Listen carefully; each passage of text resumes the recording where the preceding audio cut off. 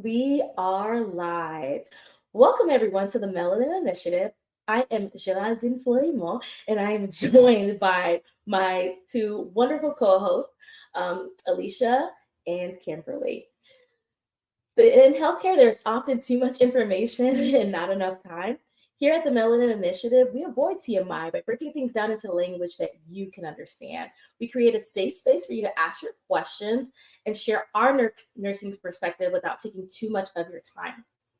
On today's episode, our goal is that you'll be able to discuss what causes sleep apnea. So that's the focus of our episode today is sleep apnea. We want to discuss the causes of sleep apnea and the different types of sleep apnea, the risk factors for developing sleep apnea, discuss the signs that we're planning on discussing the signs and symptoms, as well as the steps to getting diagnosed.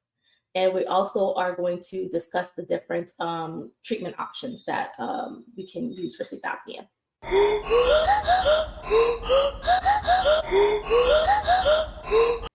Wonderful. So as always, this show is for educational purposes only. The opinions expressed are our opinions alone, and they are not a representation of any of our affiliations. If you are experiencing a medical emergency, you should seek medical attention and medical guidance from your healthcare provider. If you're having a physical emergency, you can call 911. And if you're having a mental health emergency, you can call 988. So let's go ahead and get started. We're going to dive into sleep apnea. Let me tell you one thing. If there's one thing I love, it's my sleep. But there could be some problems though. So, Kimberly, why don't you give us the definition of sleep apnea? They're laughing because let me tell you, I love my sleep.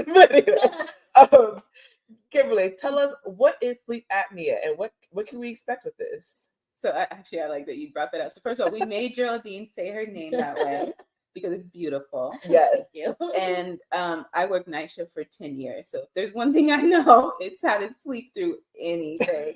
I never had sleep problems. There would be a few times where I had to make some adjustments, but in general, once this shift is over, my eyes were gone.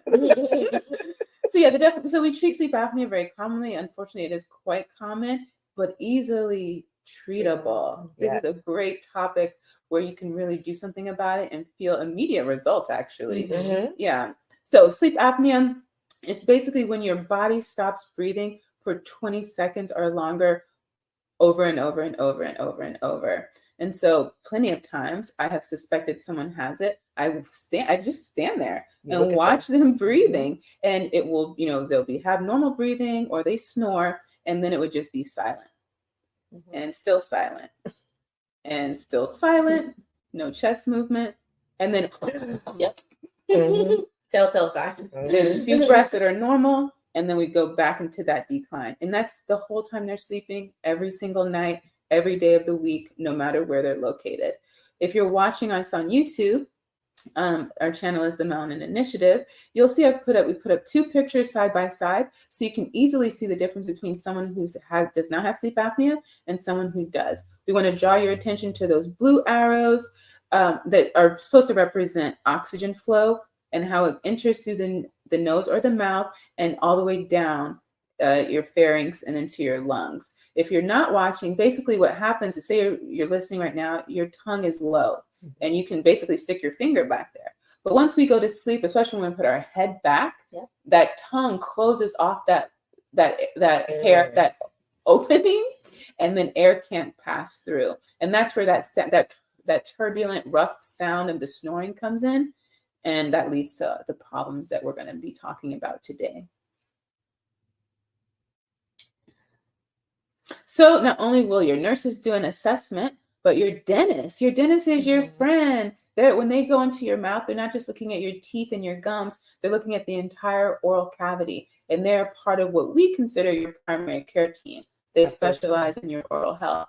So we've shown another picture here, and this is a great graphic. So if you are listening, you don't usually watch us on YouTube, we do recommend at least tuning in around the 4-minute mark so you can see these photos. And so we have the uvula in the back, and it shows that for people who have sleep apnea, it's typically longer and it might be larger. Same with the tonsils and the tongue. And all of those show that hole that's in the back of your mouth, that airway opening, is just getting smaller and smaller. Right. And some of the risk factors for sleep apnea, for developing sleep apnea, include being a male. Age is a big one as well. Typically, middle and older adults are at increased risk for sleep apnea. Having a large neck circumference and a narrowed airway, as Kimberly mentioned, you go into your dentist's office, or even as nurses, when you open up your mouth, we assess the airway. And if there's a little bit of space in there, that's one of the risk factors. We're like, this patient may be at increased risk or may already have sleep apnea. And a lot of times having that large neck and that narrowed airway is due to being obese. So once again, lifestyle modifications is a heavy topic that we like to emphasize throughout all of our episodes. Another risk factor is having high blood pressure or hypertension. Smoking is another risk factor. And then also the use of alcohol or sedative medication can increase your risk for sleep apnea. Yeah, especially that sleep medication. So even if you have a history of taking sleep medication at home and you come in and we do an assessment and find out that you have it, we might not prescribe it until your sleep apnea is under control, if at all, because the last thing we're trying to do is call a code in the event that you stop breathing. Hi, I'm Alicia from the Melanin Initiative Podcast. Our mission is twofold. One, to simplify complex health information so you feel empowered to ask questions, educated on how to manage your health, and confident to navigate the healthcare system. And two, to elevate the expertise of nurses, spotlight the diverse career opportunities within the healthcare industry, and inform our peers how to leverage their expertise as clinicians and entrepreneurs. In less than 2 years, we've grown to over 50,000 views and 1,000 downloads, with an international audience spanning the US, Canada, the UK, Australia, and more. Our engaged listeners are professionals, entrepreneurs aged 25 to 44 who value authentic, impactful content. Want to connect with this dynamic audience? Advertise with us. Send in your 1-minute video ad and let's amplify your brand. Email tmi.melanin@gmail.com for rates and details. Let's work together. We don't like codes. No. Yeah, we're always trying to avoid complications and be prepared if and when they occur. And so that's why everyone who comes to the hospital is going to be evaluated in case you need a breathing tube or anesthesia. Because again, anything that puts you to sleep, it prevents you from waking up and resuming your breath. Right. Exactly. So sleep apnea can affect your whole body. So you are at risk for having a stroke, loss of vision, having kidney disease, bone loss, developing dementia, depression and anxiety, heart disease, and some sexual problems as well. Yeah, so typically we always talk about the issues related with blood circulation. Right. And so the blood carries nutrients and oxygen. And so when those organs don't get the oxygen they need, they don't function the way that we expect them to. And while we're focusing on obstructive sleep apnea, there are other forms of sleep apnea, including a neurological type, which has a different treatment altogether. But we're going to focus on obstructive because that's the most common, and that's the most common one we see in the hospital. Exactly. All right, so you come into the hospital and we're running some tests and we're trying to figure some things out. So you have a nurse that's going to ask you some questions. A nice nurse. A nice nurse who's going to ask you some questions and really we're going to ask you these questions whether you came into the hospital concerned about sleep apnea or not. Because as we just showed you on the previous slide, sleep apnea can affect so many other systems in your body. So even if you're coming in maybe for a high blood pressure crisis or some pain, it doesn't even matter what you're coming in for. We're going to ask this assessment just to see if you are at risk for or if you are currently having sleep apnea. So some of these questions we're going to ask you include, has anyone ever observed you not breathing while you sleep or snoring, right? Now, obviously, that's a question that someone has to tell you.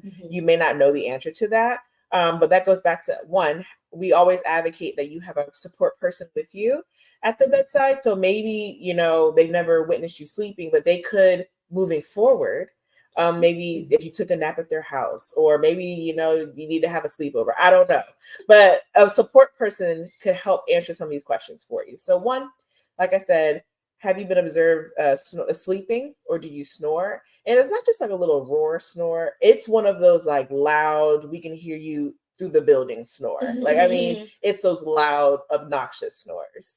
We're also going to be interested in what your BMI is, and if it's a certain number greater.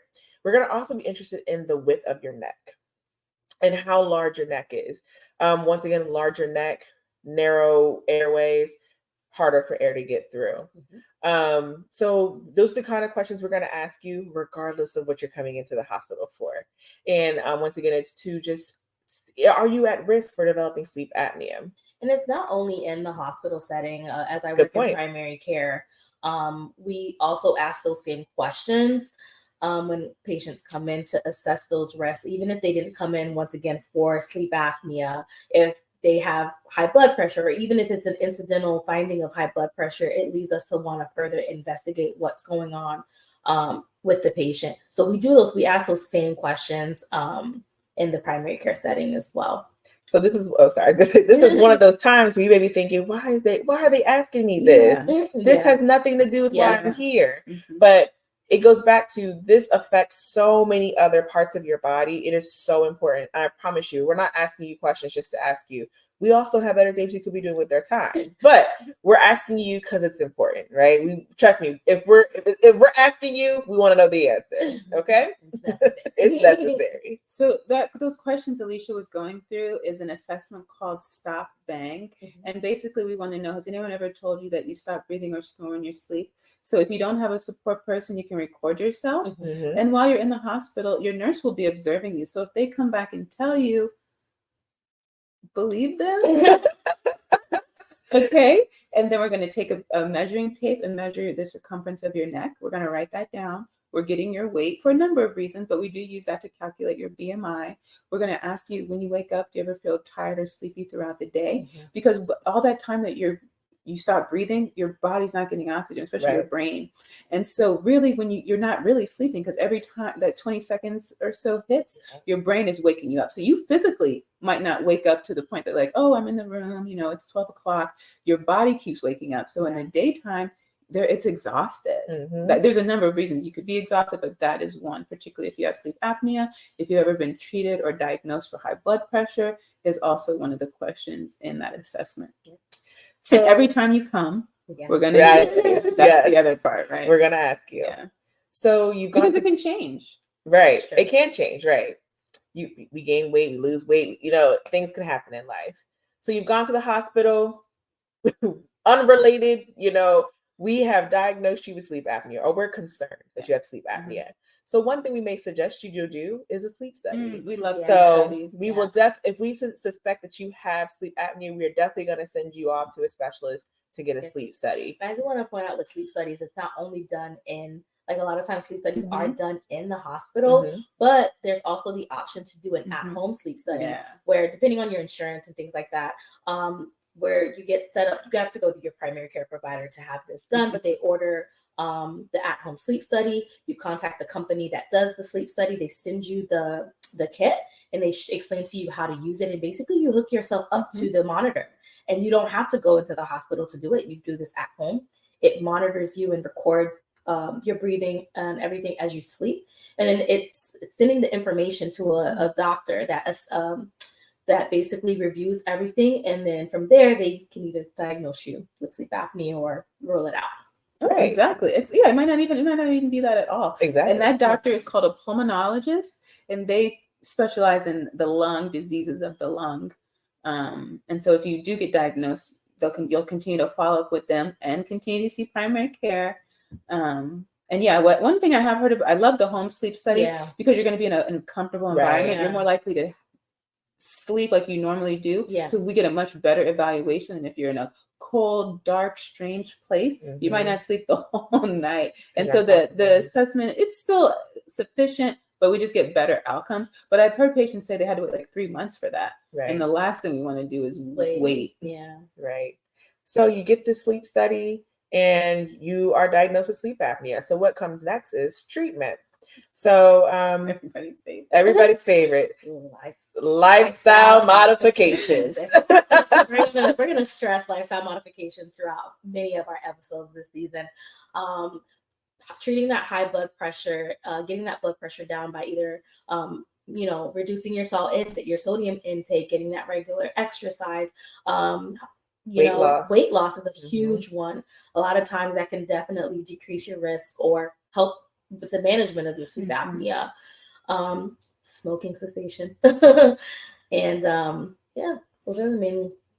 Yeah, because like that picture we showed earlier where we showed the uvula, that thing that hangs in the back of your throat, your tonsils and your tongue, those can take up space, but so can the fat in your neck, and so honestly, as nurses, we can look at people and tell they have sleep apnea. We do the assessment because you have to document information, but 99% of the time, we already know just looking at someone. And so as you lose weight, that will improve. So you might have 2 sleep studies. The first one might be to diagnose you, and the second one might be to say, okay, you're good. You don't need this anymore. But that's the only way to know. And this that Kimberly is talking about is what we call a continuous positive airway pressure machine, or CPAP.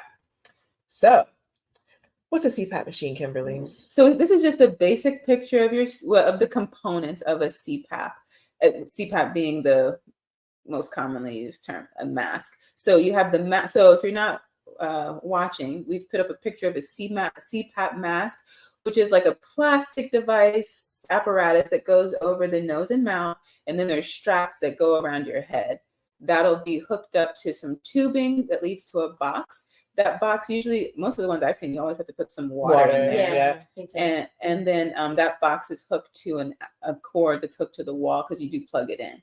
The buttons are super easy. It's usually on and off. And then there is a setting, because there are certain settings. That's where that sleep study becomes really important, on where the amount of pressure that you need to keep that airway open is required. And so when you come in, if you have been on a home CPAP, this is a home device, you can bring it with you to the hospital. We might ask you what your settings are. If you don't know your settings, we can have the respiratory therapist come and determine where to start you at. And then we'll keep you on an oxygen saturation monitor. And if you dip below like the goal of where we want you to be, maybe it's 92%, maybe it's 88%, then we'll call the provider and say, look, they've had apneic for apnea, sleep apnea, apneic episodes, very frequent over the last 5 or 10 minutes, and they've been satting less than 88%. Then the provider might say, okay, call respiratory, or I can just call respiratory, especially at night, because that's how it is. And respiratory will come back and make those adjustments. And then I don't know if they tell patients that in the hospital, but usually patients, especially once they've been on this for a long time, they know their settings. Yeah, that makes it super easy. The one thing they don't know is that when they're going to be admitted to the hospital. So the first night or two, they might go without it. Right. And so we'll put you on some oxygen in the meantime, but that oxygen doesn't keep that airway open. So this is better than that oxygen. And so you just have your family bring it in. And if there's some reason people can't visit, the nurse can go down and pick it up. And this is just another graphic of what the continuous positive airway pressure machine would look like. As you can see, it doesn't look like the most comfortable piece of equipment to wear or attractive, which is a huge barrier to people. Exactly. So if we're talking about people not wanting to wear it, which is common. Let's be honest, this is the most sexy thing to wear, right? So, but it's necessary. We talked about this before, but you have to wear this machine to for your your heart health, your mental health, all these other things, respiratory to breathe. So so the straps around the head and the mask over your entire nose and mouth, it can be uncomfortable. But I'm here to tell you that people that wear this a lot, they do get used to it. And they love it. And they love it. Once they get on it, they get, oh my gosh. I want that kind of sleep. Whatever they are experiencing, they are having the sleep of a lifetime. Yes, they said, I have never slept so good. All of them. Once they make that transition, because you're not used to having something suction to your face. And it's blowing out cold air. There are some warm ones, but most of them are cold. And you can't tell from the graphic, but sometimes they make noise. It Right. depends on, you know, the brand and the one that you have. And then they also have different ones. So some people over time, like sometimes can't tolerate having the mask for whatever reason, and that is okay. They do have nasal CPAP machines where it just goes in your nose as opposed to covering your whole mouth. And that might be more comfortable for you.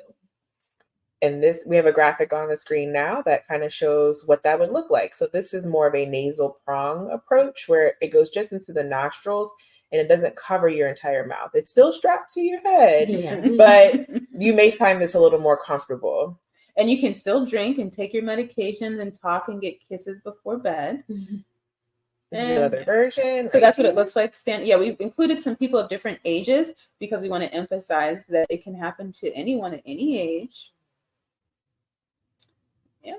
And this is another version. Just to show you what it looks like. Yeah, this one's kind of over the head and over to the back.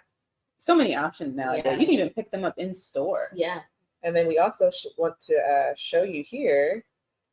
And they have apps that are related to them too. Yeah. This is another version. But one thing that's also important to know about these machines is this is not just when you go to sleep at night and you're going to be in that long siesta. This is also for when you're taking those short naps in between the day. Because a nap that's 15 minutes or a nap that's for 8 hours, you can still have these apneic or those no oxygen episodes. So it's still going to be important that, you know, sometimes we don't always know we're going to take a nap. You could be watching TV, just doze off. But if you are taking an intentional nap and you know you're kicking, look, he kicked up. He knew he was going to sleep, which is why he put that nose prong in.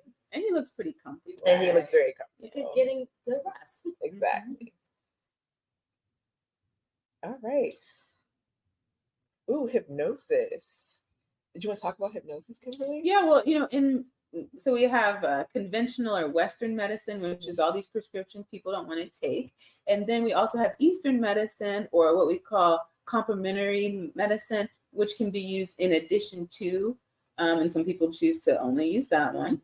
But yeah, one of those options in addition to like acupuncture is hypnosis. And there's been studies out there where people have used that to help them. And so we just wanted to kind of briefly mention that there's some other options out. Some people can be really against the mask, and we want people to get any treatment that's available and effective. And if sharing that there are these other options available, and that's something you're more inclined to try first, then we certainly want you to know that information is available. You can also go see your dentist. They have certain guards, depending on the level of your obstruction, that you can place in the mouth, and that will keep the airway open.